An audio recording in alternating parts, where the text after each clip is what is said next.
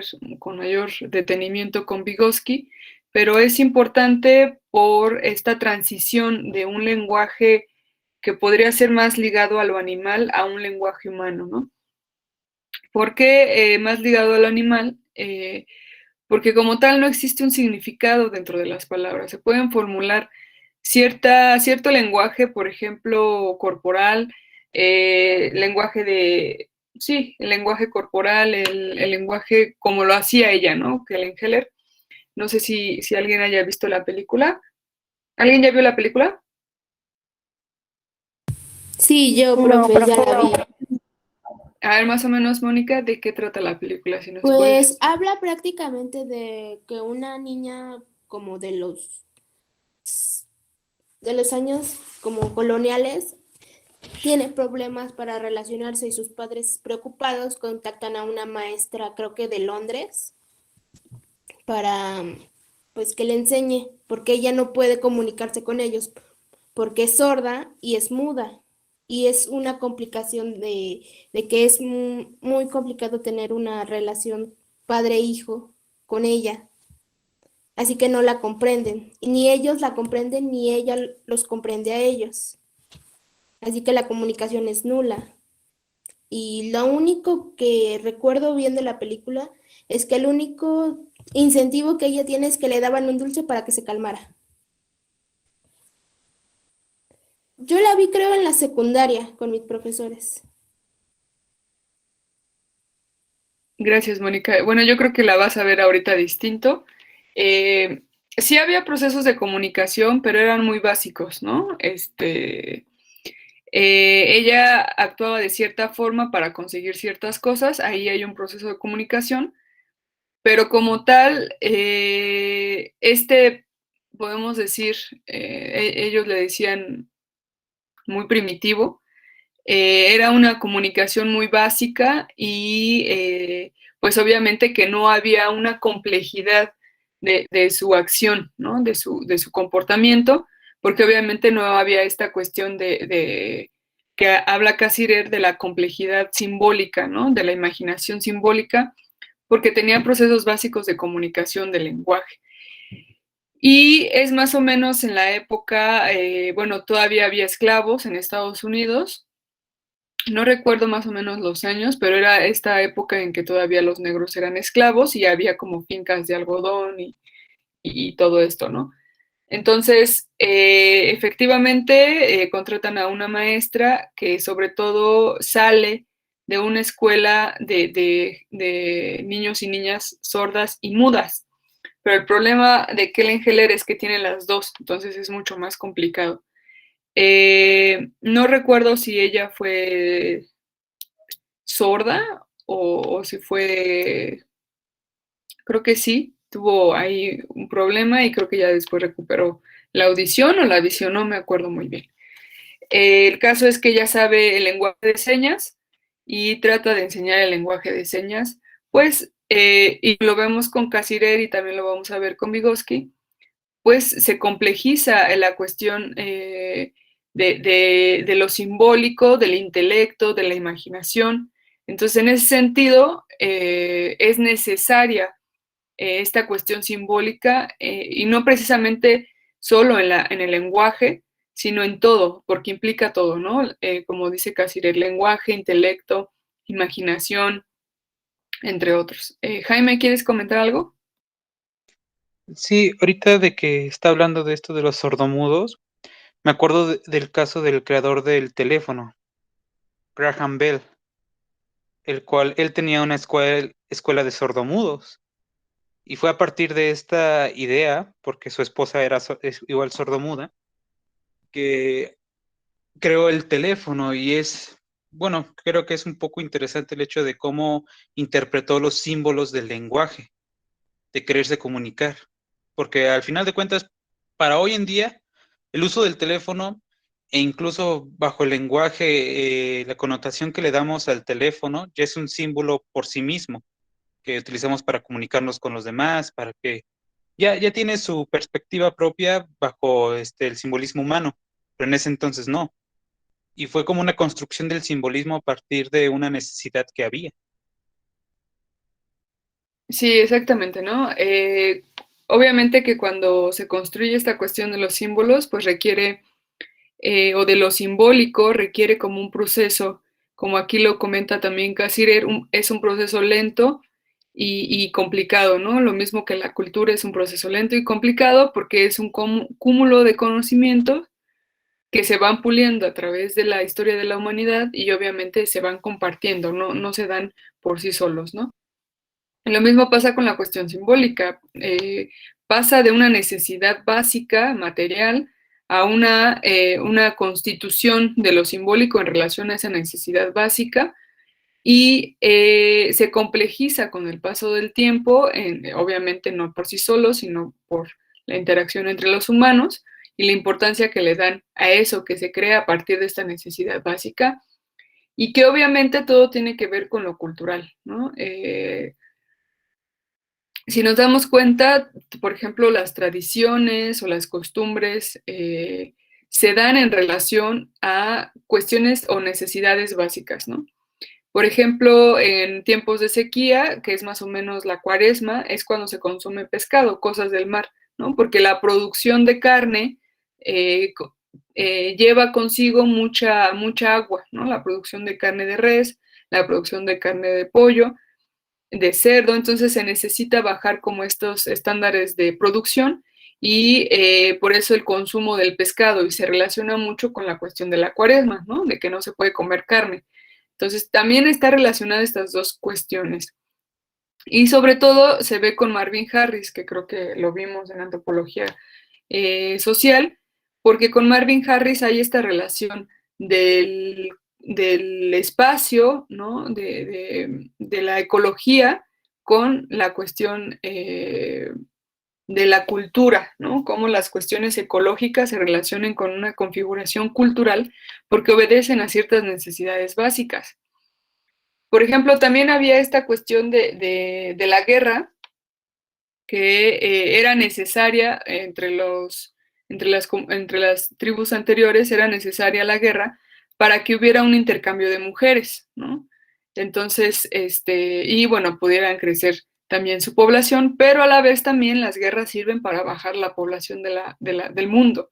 ¿Por qué? Porque ya no hay tanto recurso o tratan de regular y equilibrar estas cuestiones ecológicas y al no haber tanto recurso o ya haber mucha gente, pues los recursos van a bajar. Entonces, por eso son necesarios, por ejemplo, las guerras o los infanticidios o otro tipo de regulaciones que hace la sociedad para, a través de estos mecanismos, para regular estas cuestiones. Actualmente, con el sistema de producción capitalista en masa, pues se supondría que se produce mucho más comida para toda la población en la que está. Por eso actualmente hay mucha gente en el mundo por el tipo de producción, pero a su vez también tiene sus contradicciones, ¿no? No mucha gente tiene acceso, por ejemplo, a la comida, a pesar de que se produce en masa y en abundancia, y, por ejemplo, culturas como Estados Unidos, pues tiran la comida porque no les beneficia tenerla ahí y es mucho más redituable tirarla que regalarla o que venderla, ¿no? Por ejemplo, los restaurantes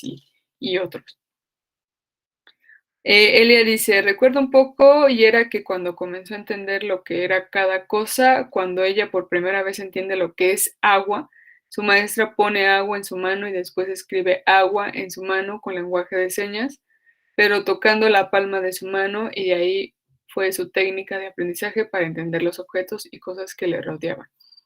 Sí, exactamente, pasa con la cuestión del agua, que, que, que ahí pasa un proceso interesante porque hay un proceso de asociación de sentido y de significado, ¿no? Entonces, cuando hay sentido y significado del uso de la palabra, a partir de nombrar los objetos, pues obviamente que comienza a aprender mucho más rápido las palabras y las cosas que hay alrededor.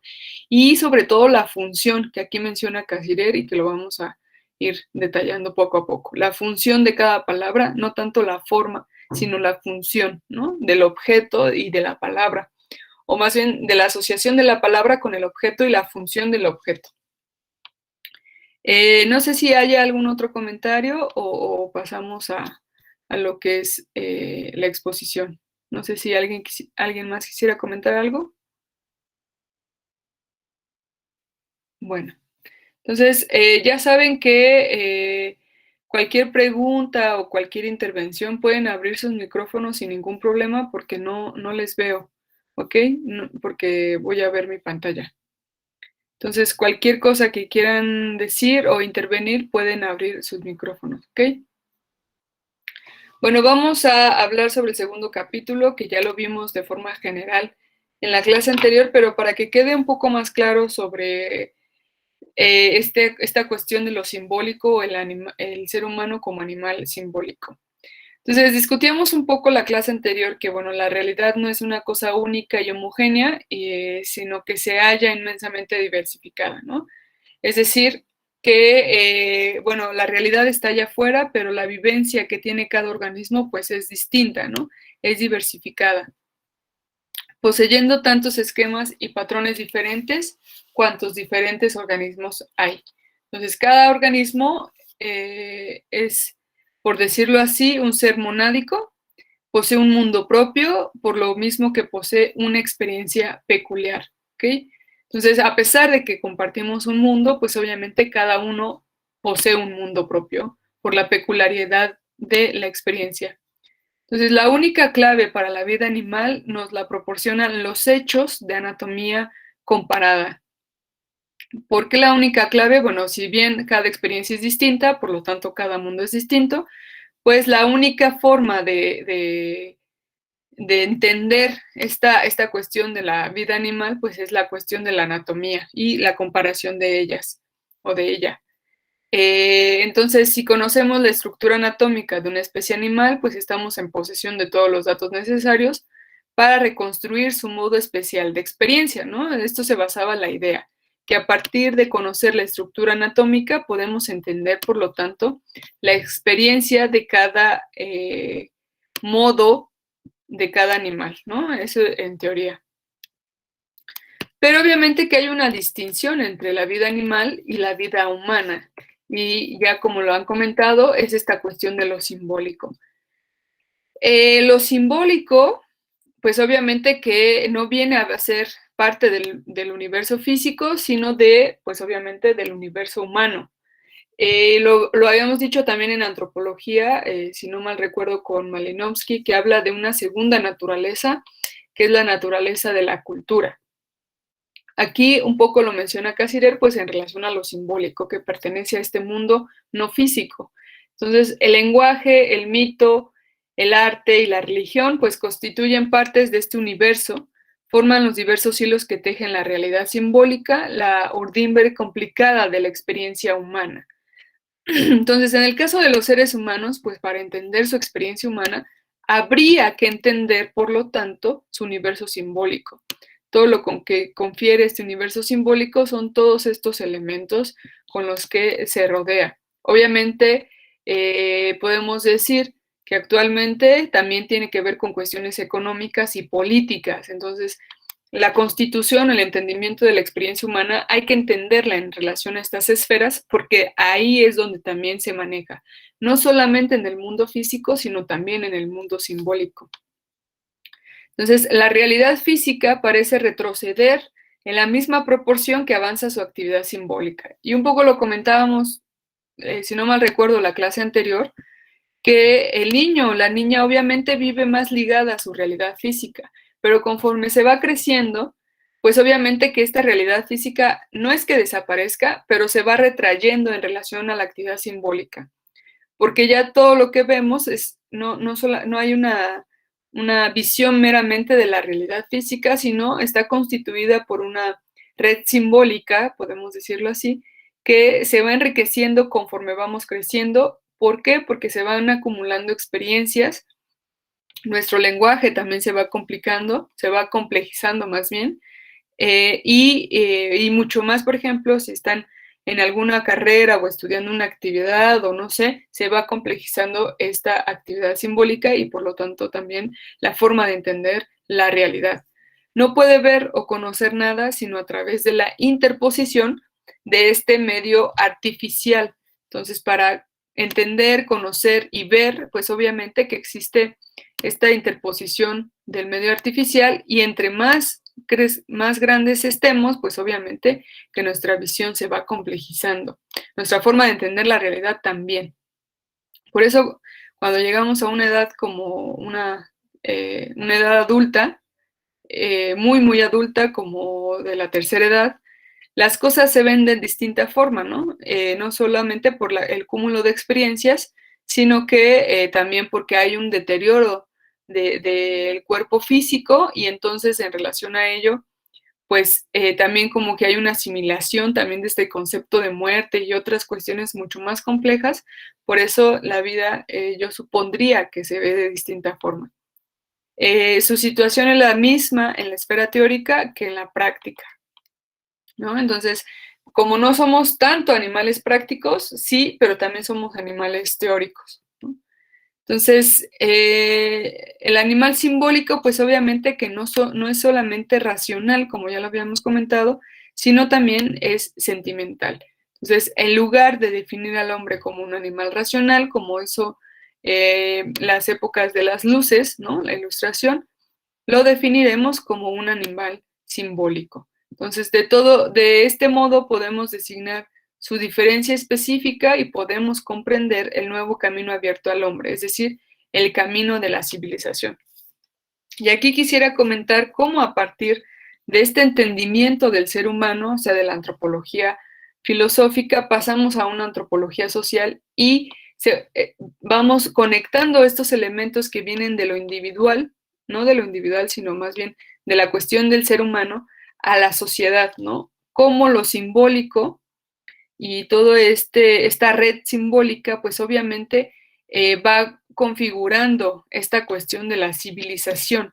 ¿Por qué? Porque se relaciona esta constitución de lo simbólico a la cuestión del progreso, a la cuestión de la utopía, de este futuro, sí, cuando hablamos del tiempo, por eso todo se relaciona. Cuando hablamos del tiempo en el ser humano, una distinción de otros animales es que hay un futuro profético, no necesariamente religioso, sino también, por ejemplo, la ciencia y el sistema capitalista, la modernidad configuró más bien este futuro utópico, ¿no? Que también es un futuro profético porque es un futuro de promesa. Entonces, vamos viendo cómo se relaciona la cuestión de la constitución del ser humano como animal simbólico y todo lo que confiere lo simbólico, que tiene que ver con lo sentimental, con lo racional, con lo intelectual, la imaginación, la memoria, ¿no? Todos estos elementos van constituyendo al animal simbólico y obviamente se entiende como un ser práctico, como un ser teórico, y esto a su vez va configurando el camino de la civilización, ¿no? Por eso aquí lo menciona de esta forma. Entonces, podemos comprender este camino de la civilización a partir de entender al ser humano como un animal simbólico, quien produce esta constitución de lo civilizado, ¿no? No entendiéndolo como lo entendimos en antropología, de esta distinción de lo civilizado, lo incivilizado. Si bien en Europa en ese momento pues quería constituir una supremacía sobre los otros pueblos e hizo esta distinción, ¿no? Que ya lo habíamos comentado en antropología, pero es parte de su futuro utópico, ¿no? De lo que querían, de lo que buscaban. Pero esto, ¿quién lo hace? Pues el animal simbólico, es decir, el ser humano, ¿no? Entonces vamos a ver esta distinción. Bueno, la parte importante de este segundo capítulo, pues es esto, cómo se conecta con la cuestión de la sociedad, esta constitución del animal simbólico, ¿ok? Que configura una civilización o configura un camino a la civilización. En el capítulo 3 de las reacciones animales a las respuestas humanas, que ya un poco lo comentaron y tiene que ver con toda esta constitución humana de lo que tiene que ver con lo simbólico, ¿no? O sea, todos los procesos, Vygotsky lo dice como los procesos superiores, que tiene que ver también, obviamente, con los procesos inferiores del ser humano, ¿no? Entonces, estos procesos superiores, podemos decirlo, tiene que ver con cómo se va constituyendo lo simbólico, ¿ok? Y los procesos que menciona, pues es el pensamiento. Aquí dice, es innegable que el pensamiento simbólico y a su vez la conducta simbólica se hallan entre los rasgos, más característicos de la vida humana y que todo el progreso de la cultura se basa en estas condiciones, ¿no? Entonces, el progreso de la cultura, recuerden que la cuestión del progreso tiene que ver con una connotación de mejora, ¿no? Que si bien se malentendió la cuestión del evolucionismo y se vio como un evolucionismo lineal, el progreso tiene una connotación distinta, es más, se relaciona con este presupuesto, pero recuerden que la evolución no necesariamente va mejor, ¿no? Quien le da la connotación de bueno y malo es el ser humano. La evolución está ahí, es un conjunto de procesos al azar entre variables que dan un resultado, ¿no?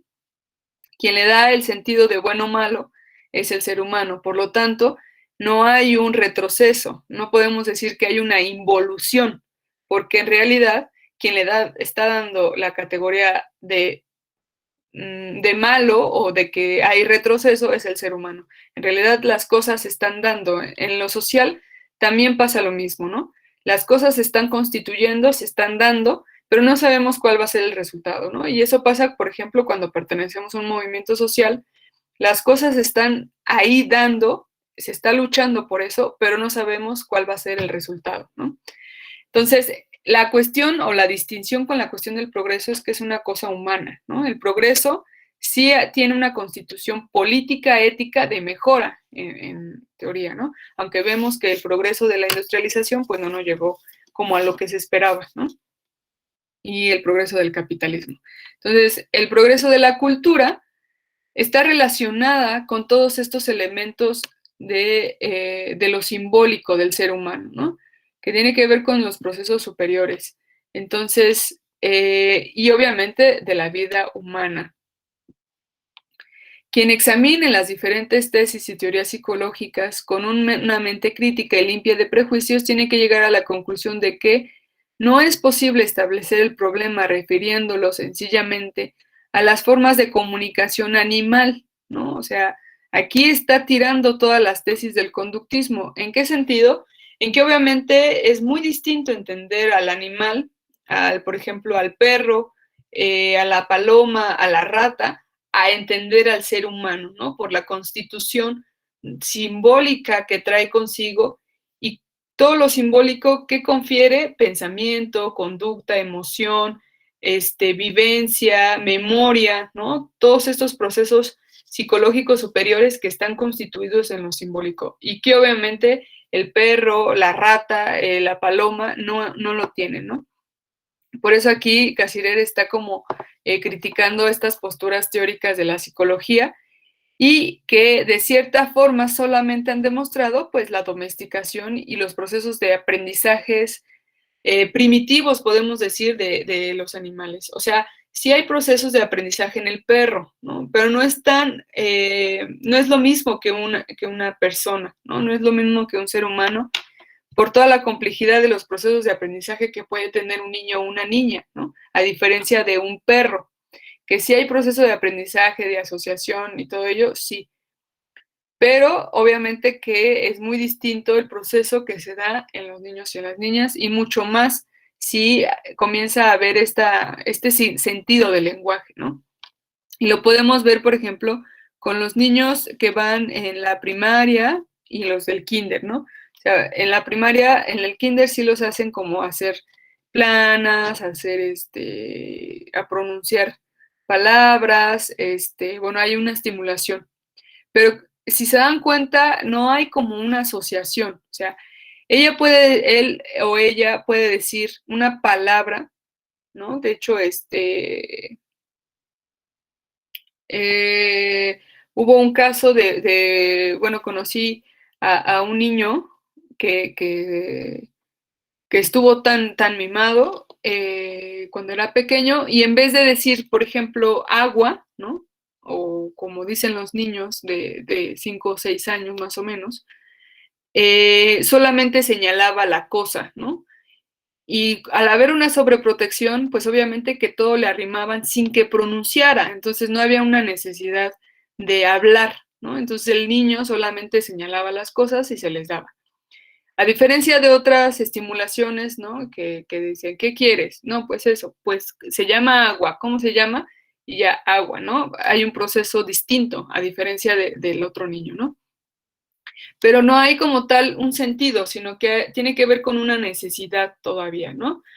Ya cuando hay un momento clave, y no sé si les ha pasado, cuando estamos leyendo teoría, lo mismo pasa, ¿no? Estamos leyendo teoría y solamente leemos y leemos y leemos, pero no hay una conexión de sentido, ¿no? Simbólica, no hay una conexión con lo que está diciendo el autor y lo que yo estoy viviendo, lo que estoy viendo o cómo lo asocio, ¿no?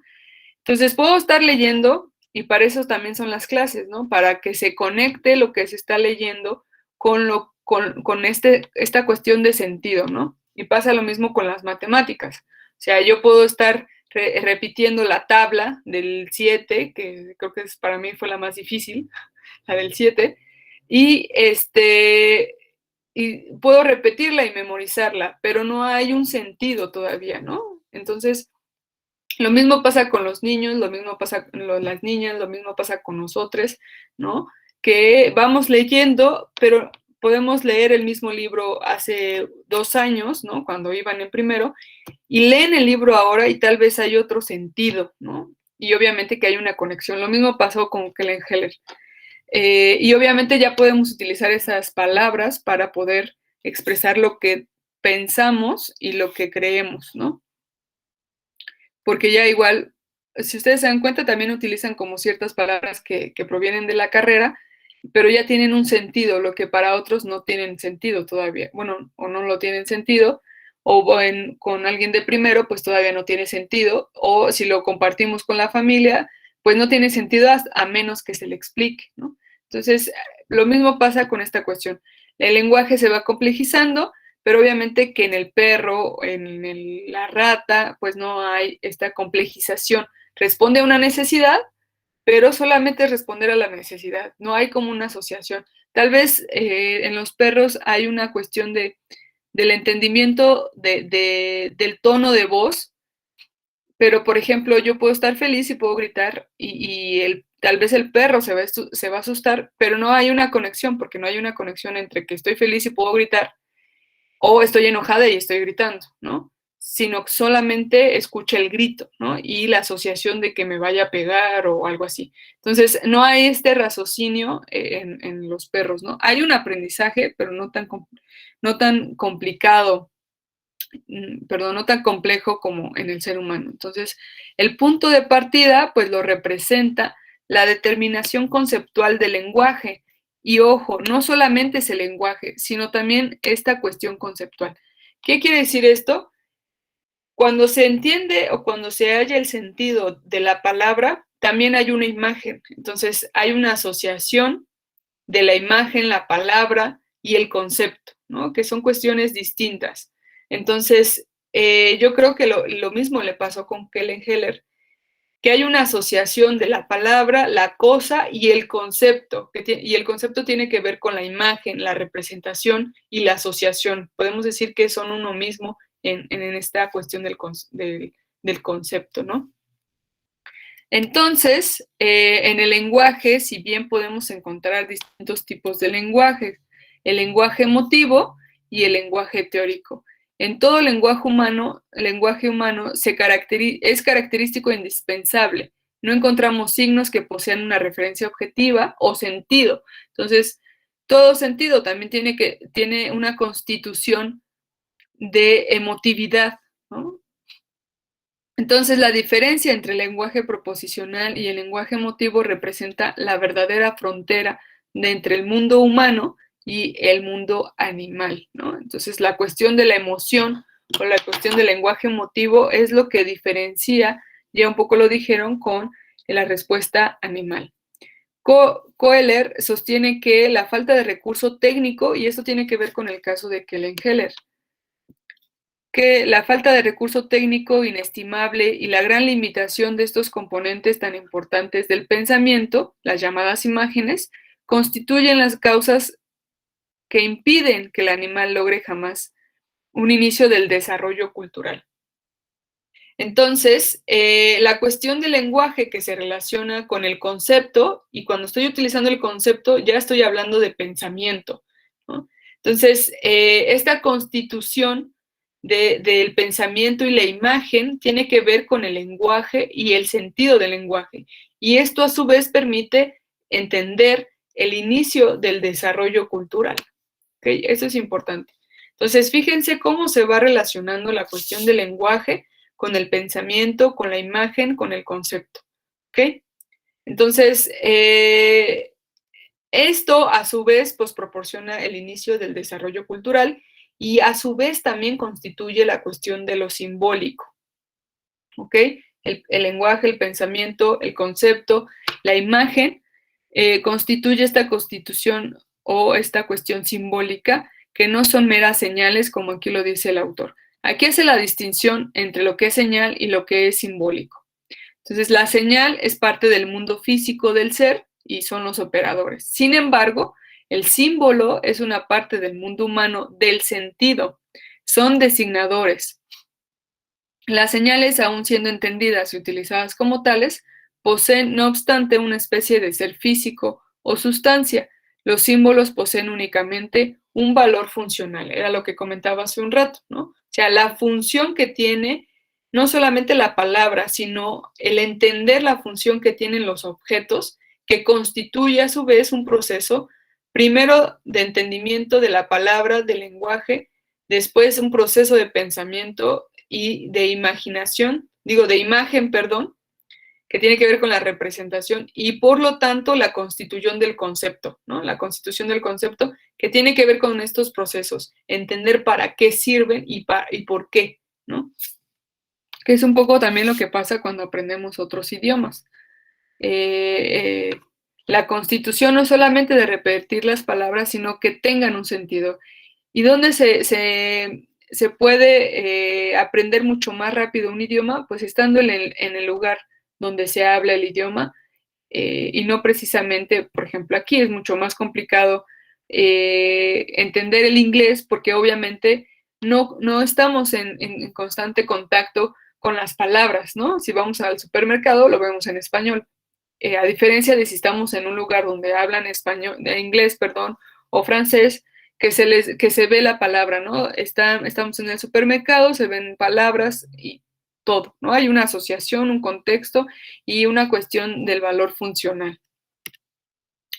En el caso de los animales superiores se vio que eran capaces de resolver problemas más bien difíciles y que estas soluciones no se conseguían de un modo puramente mecánico, es decir, por ensayo y error, ¿no? A diferencia del perro, o sea, el ser humano sí pasamos por este proceso de aprendizaje de ensayo y error, ¿no?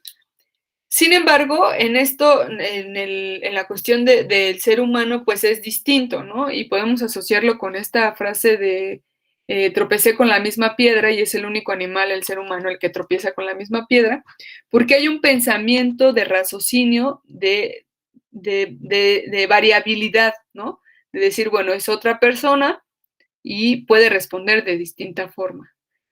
Hay un proceso no solamente de ensayo y error, sino que se piensa que puede haber una variabilidad de las respuestas en eso que estoy volviendo a vivir, ¿no? Por ejemplo, a diferencia del perro, que obviamente que por ensayo y error comienza esta asociación en el caso de Pavlov, con el alimento y el sonido de la campana, ¿no?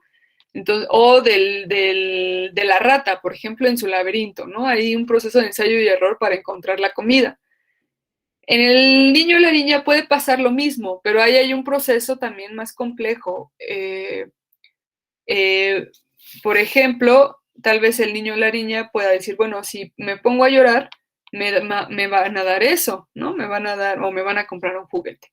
Puede pasar una o dos veces, tal vez ya la tercera ya no se cae en esto, en llorar, y ahí hay una respuesta distinta del otro, ¿no? O sea, no me lo compró a pesar de que lloré, tal vez tengo que hacer otra cosa, ¿no?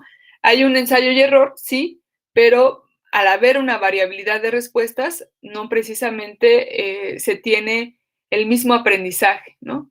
Entonces, es lo diferente con el animal, los otros animales, ¿no? El animal posee una imaginación y una inteligencia práctica, mientras que el hombre, como ya lo comentaron, pues posee una inteligencia y una imaginación simbólica. Es evidente en el desenvolvimiento mental de la psique individual la transición de una forma a otra, de una actitud meramente práctica a una actitud simbólica, pero este paso constituye el resultado final de un proceso lento y continuo, lo que comentábamos, ¿no? O sea, esto fue un proceso lento y fue un proceso continuo, ¿no? Lo que ahora tenemos como la ciencia fue constituida a partir de un proceso lento y continuo de cómo crear conocimiento, ¿no? Y es una de las formas más complejas del ser humano para entender la realidad y conocer esa realidad, ¿no? Entonces, si bien, como ya lo comentaron hace un momento, la cuestión del símbolo es universal, ¿no? Y esto tiene que ver con esta postura kantiana. Todo ser humano tiene esta constitución simbólica. Si bien es universal, pues cada una es distinta, tiene esta cuestión de la variabilidad.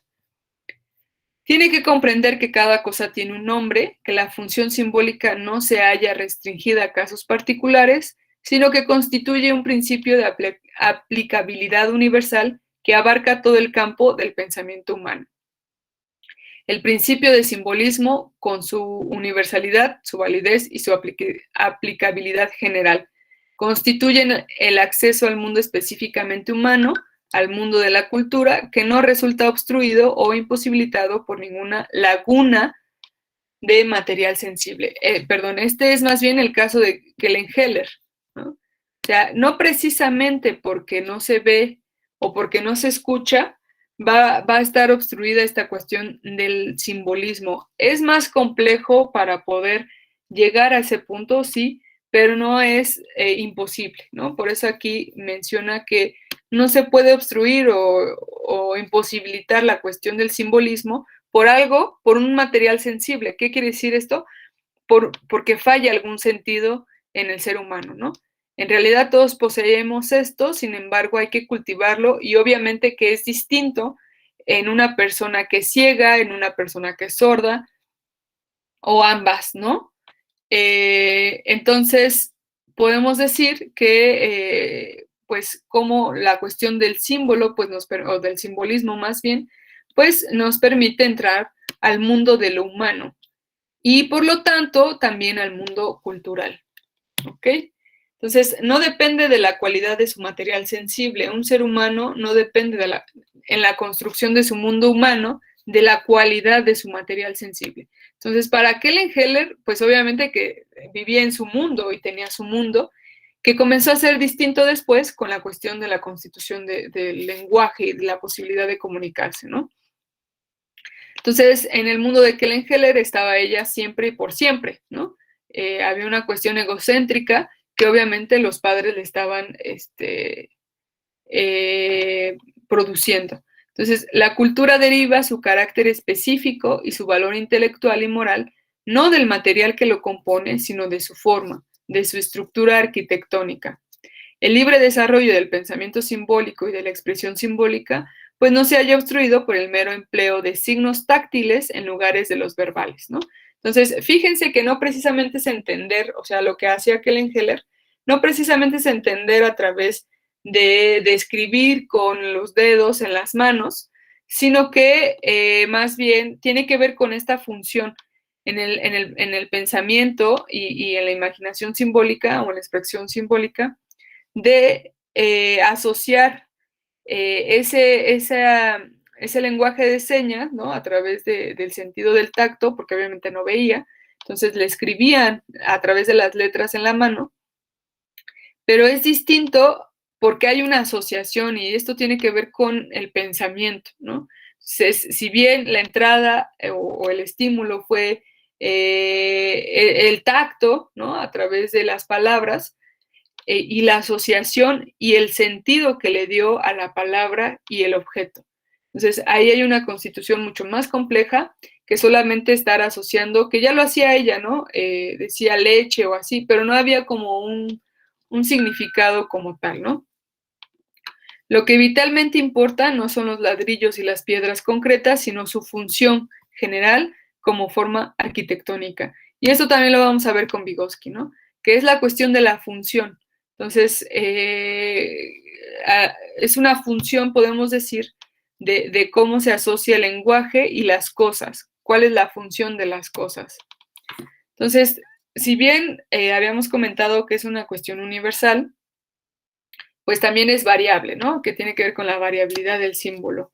Un símbolo no solo es universal, sino extremadamente variable. Si bien todos compartimos esta cuestión del símbolo como especie humana, obviamente que esta constitución simbólica es muy variable. Entonces, darse cuenta plena de esta movilidad parece ser más bien un logro tardío en el desarrollo intelectual y cultural del hombre. El símbolo sigue considerado como una propiedad de la cosa, o igual que otras propiedades físicas. El problema de la dependencia en que se halla el pensamiento relacional con el pensamiento simbólico. Vean cómo hay una dependencia de este pensamiento relacional o asociativo con el pensamiento simbólico. Sin un sistema complejo de símbolos, el pensamiento relacional no se produciría y mucho menos alcanzaría su pleno desarrollo. Entonces, para tener un pensamiento relacional, pues confiere con o tiene que ver con la memoria también, con las experiencias, ¿no? O sea, el asociar ciertas palabras con ciertas vivencias, ¿no? Y qué tanto se queda esa vivencia y esa palabra, ¿ok? Y obviamente esto se relaciona con el pensamiento simbólico. Entonces, el mero percatarse de las relaciones no puede ser considerado como un rasgo específico de la conciencia humana. Para captar este sentido, pues no depende ya de datos sensibles concretos, de datos visuales, auditivos, táctiles o kinestésicos, ¿no? Como en el caso de Kellenheller, que tiene que ver con estos datos táctiles, sino que tiene que ver con esta cuestión relacional, con esta experiencia vivida, con la memoria también y con todo este procesamiento que se da previo a entender la palabra, la cosa y su función. Y obviamente tiene que ver, como ya lo comentamos, con la imagen, con el concepto. ¿Ok? Bueno, el papel del lenguaje, sin el paso preliminar del lenguaje humano no hubiese sido posible esta conquista. ¿Ok? Obviamente sin el lenguaje, lo que aquí nos menciona Cassirer, es que esta constitución del pensamiento relacional y el pensamiento simbólico no hubiera sido posible. Herder, que es un filósofo, menciona que el lenguaje no es un objeto, no es una cosa física para la cual tengamos que buscar una causa natural o sobrenatural. Más bien es un proceso, una función general de la psique humana. En su intento por establecer la naturaleza del lenguaje pone todo el acento en lo que llama reflexión. Sin el simbolismo, la vida del hombre sería la de los prisioneros de la caverna de Platón, ¿no? Que es un poco lo que ya habían comentado, ¿no? Bueno, los de la caverna de Platón pues solamente veían sombras y decían que eran monstruos, en realidad no sabían qué era, ¿no? Y lo mismo pasa con esta cuestión del simbolismo, o sea, podemos estar ahí y no saber precisamente qué son hasta que se sale y se sabe qué es, ¿no? Se vive lo que es y obviamente que hay una asociación distinta. Se encontraría confinada dentro de los límites de sus necesidades biológicas y de sus intereses prácticos, como cualquier otro animal, ¿no? Que todo el lenguaje, que toda esta cuestión que toda esta cuestión de lo no simbólico, pues sería como esta cuestión de la caverna, porque solamente responderíamos a nuestras necesidades biológicas y nuestros intereses prácticos como lo hacen los otros animales, ¿no? Que solamente reaccionan para comer, no precisamente piensan que van a comer, cómo lo van a comer, con quién lo van a comer, ¿no? Sino que solamente lo comen. Sin acceso al mundo ideal, que se abre desde lados diferentes con la religión, el arte, la filosofía y la ciencia, ¿no? Esto es producto también de esta cuestión simbólica que se constituyó en el ser humano, que, ojo, no fue algo fácil, pero que históricamente se fue dando. Y el penúltimo, ¿cómo se llama? Apartado de la primera parte de Cassirer es la constitución del espacio y del tiempo en el mundo humano, ¿no? Y esta es una cuestión importante que también tiene que ver con este simbolismo. Entonces, la descripción y el análisis del carácter específico que asume el espacio y el tiempo en la experiencia humana, más atrayentes e importantes de una filosofía antropológica. Y también en Kant está esta constitución del tiempo y del espacio. Existen tiempos fundamentalmente diferentes de la experiencia espacial y temporal. Y obviamente que no todas se encuentran en el mismo nivel, ¿no? Ya un poco lo comentaba hace un rato la compañera. Pues la más baja está el espacio y los tiempos orgánicos que tienen que ver con nuestras necesidades biológicas y obviamente lo que nos hace muy iguales a otros animales. Entonces, todo organismo vive en un determinado ambiente y tiene que adaptarse constantemente a las condiciones en que en su ambiente se requiere sobrevivir, ¿no? Al acercarse a los animales superiores, entre ellos, perdón, el ser humano, nos encontramos con una nueva forma de espacio que podemos designar como espacio perceptivo. Y tiene que ver con el espacio simbólico y el espacio abstracto, ¿no? Entonces, uno tiene que ver con nuestras necesidades biológicas, que tiene que ver con el ambiente, pero recuerden que el único animal que puede vivir en cualquier espacio físico es el ser humano, por su capacidad de adaptación.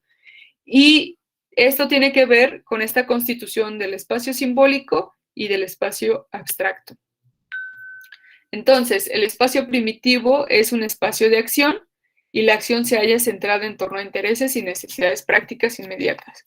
Es el espacio más primitivo que tiene que ver todavía con nuestras necesidades biológicas, ¿no? Y con nuestros intereses más prácticos. Entonces, el pensamiento primitivo que gira en torno a este espacio primitivo, pues no solo es capaz de pensar en un sistema espacial, sino que ni siquiera puede concebir un esquema de espacio. Entonces, en el ser humano podemos ver que existe un esquema de espacio, es decir, que nosotros podemos mirar el mundo, cómo es el mundo, a través de un mapamundi, ¿no? Entonces, el mapamundi es una representación del espacio, del mundo, que obviamente no cualquier animal puede visualizarlo o entenderlo, y no cualquier otro animal pues tiene este esquema de espacio y en dónde se encuentra o nos encontramos, ¿no? Entonces, bueno, y no cualquiera puede manejar un mapa, ¿no? Para representar una cosa, no basta, bueno, hablo de cualquier otro animal. Para representar una cosa, no basta ser capaz de manejarla de la manera adecuada para sus usos prácticos. Debemos poseer una concepción general del objeto y mirarlo desde ángulos distintos con el fin de encontrar sus relaciones con otros objetos y determinar su posición en un sistema general, ¿no? Que es lo mismo que pasa cuando, por ejemplo, nos dicen en la primaria, ¿no? Se compra un mapamundi y te dicen, bueno, identifica América Latina, identifica México, identifica el Estado, ¿no? Eso es la constitución. Primero, hay una concepción general del objeto, del mundo, pero después nos permite mirarlos de distintos ángulos, con cuestión de relacionar con otros objetos. Entonces, en el niño o la niña, pues ya va viendo que existen otros continentes, que existen otros países, que existen otros estados y dónde se encuentra él o ella, ¿no? Y podemos entender, por ejemplo, en la universidad, otra manera de leer ese mapamundi, ¿no? Por ejemplo, en relaciones económicas, ¿no? América Latina podemos decir que es la periferia, en relaciones políticas también, y podemos identificar en el mapamundi otras ideas de los espacios, ¿no? Que obviamente se va complejizando. Un ejemplo es el álgebra babilónica, y esto tiene que ver con su historia. Coloca sus orígenes en los comienzos mismos de la cultura babilónica. Sin embargo, esto tiene un trasfondo histórico mismo de la sociedad, de la civilización babilónica, que tiene que ver con una confluencia y colisión de dos razas diferentes, de diversos orígenes que hablan lenguajes distintos entre sí. y fueron los primeros en llegar a comprender el sentido y el uso de un símbolo abstracto. Y esto tiene que ver con su historia, ¿no? Obviamente, si nosotras comenzamos a entender otros idiomas, pues obviamente que hay una complejidad del pensamiento, la asociación, el sentido, ¿no? Por lo tanto también de nuestra forma de interactuar con los otros, ¿no? También si viajamos a otros países a vivir por un tiempo, también esto se va complejizando y por eso el surgimiento, como aquí lo menciona, de la álgebra babilónica a partir de esta coalición y confluencia de las dos razas, ¿no? La astronomía no pudo surgir en su misma mítica y mágica, en su forma mítica y mágica, en forma de astrología, ¿no? O sea, lo primero que surgió antes de la astronomía fue la astrología y tuvo que necesariamente llegar con esta constitución mítica y mágica para, pues obviamente, constituirse en lo que conocemos ahora como astronomía. La forma falsa y errónea del pensamiento simbólico preparó la vía para un nuevo simbolismo verdadero, el de la ciencia moderna. Es lo que un poco comentaba antes, como la forma falsa y errónea del pensamiento simbólico, pues lo constituyó para un nuevo simbolismo verdadero, dice Cassirer, que es la ciencia moderna. Por otro lado, el tiempo también es importante en la constitución simbólica de la naturaleza humana. Entonces, no es posible describir el estado momentáneo de un organismo si toma en consideración su historia y sin referirla a un estado futuro con respecto al cual el presente es meramente un punto de pasada. El tiempo, ¿cómo se relaciona con la cultura? Bueno, se relaciona con la memoria simbólica, que es aquel proceso en el cual el hombre no solo repite su experiencia pasada, sino que la reconstruye. Entonces, no solamente hay una repetición de la experiencia, sino hay una reconstrucción de la misma. La imaginación se convierte en un elemento necesario del genuino recordar. Y también se relaciona con la fenomenología de la cultura. Hay una tercera dimensión del tiempo. Bueno, recuerden que está el pasado, el presente y el futuro. El futuro es determinante. También el pasado, pues obviamente para vivir en el presente y cambiar el futuro. Pero la dimensión del futuro es una cuestión importante dentro de la cuestión simbólica. La idea teórica de futuro es idea, que es un requisito previo a todas las actividades culturales superiores del hombre. Es de tipo muy específico. Es un imperativo de la vida humana que alcanza mucho más allá de las necesidades prácticas e inmediatas del hombre y en su forma más alta supera los límites de la vida empírica. Es el futuro simbólico del hombre que corresponde a su pasado simbólico y guarda estricta analogía con él. El futuro profético, pues en ningún lugar encuentra mejor expresión que en la vida de los grandes profetas religiosos, pero recuerden que el futuro profético tiene que ver con una promesa, profecía.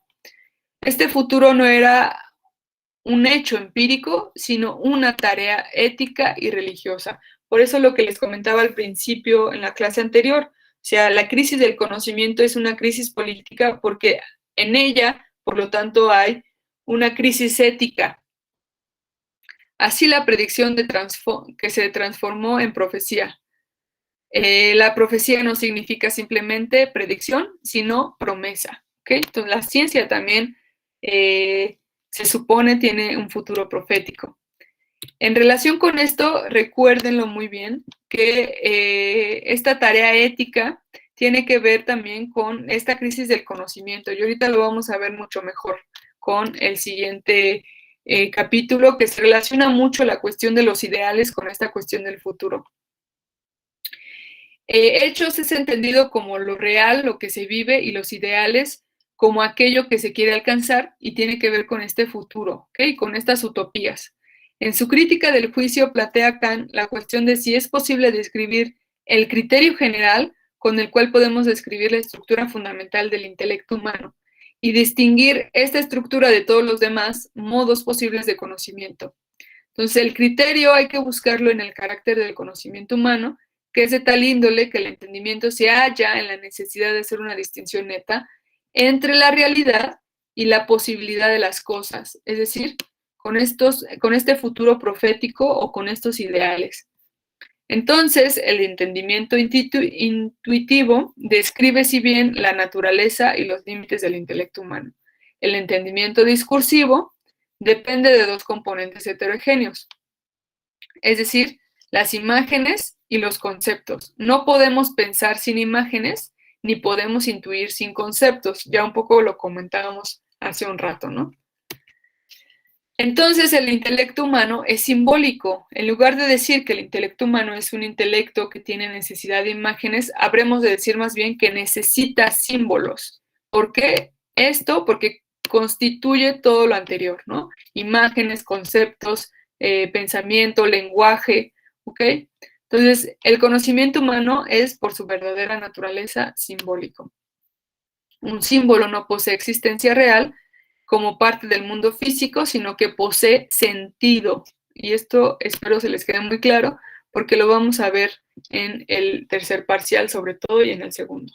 Entonces, el progreso ulterior de la cultura se siente claramente la diferencia entre cosa y símbolo, lo cual quiere decir que la distinción entre realidad y posibilidad se hace cada vez más pronunciada, ¿no? Entonces, fíjense cómo pasamos de un futuro, de este manejo de los tiempos del ser humano, un futuro profético, con esta distinción entre los hechos y los ideales, que tiene que ver con el futuro y el presente, y cómo el progreso, que tiene que ver con el futuro, pero a su vez su construcción con el presente, tiene que ver con este desarrollo cultural, ¿ok? Entonces, para finalizar, y esto me parece un punto importante, la naturaleza y la fuerza plena de este pensamiento se hace más patente si consideramos el desarrollo de nuestras ideas e ideales éticos. Entonces, por eso la crisis del conocimiento, como lo mencionó en el primer capítulo Casirer, es una crisis política también, porque es una crisis ética, es decir, que necesitamos desarrollar nuestras ideas, sí, como se ha hecho, ¿no? Pero no hay consensos y por lo tanto no hay consensos en esos ideales éticos. De la verdadera naturaleza y carácter del pensamiento ético se siguen que jamás puede descender a aceptar lo dado. El mundo ético nunca es dado, siempre se halla haciéndose. El hombre natural tiene que reemplazar al hombre convencional, al hombre social. Entonces, para finalizar esta idea y finalizar el primer capítulo con la crisis de conocimiento, es que históricamente, bueno, la naturaleza del ser humano es crear conocimiento porque así sobrevivimos como especie humana. Sin embargo, hay una crisis de conocimiento porque todo mundo dice, o más bien no hay como tal podemos decir, un consenso de las cosas y por lo tanto no hay un consenso de estos ideales éticos. Por eso también es una crisis política. ¿Ok? No sé si hay alguna duda o algún comentario hasta aquí. ¿Alguna pregunta?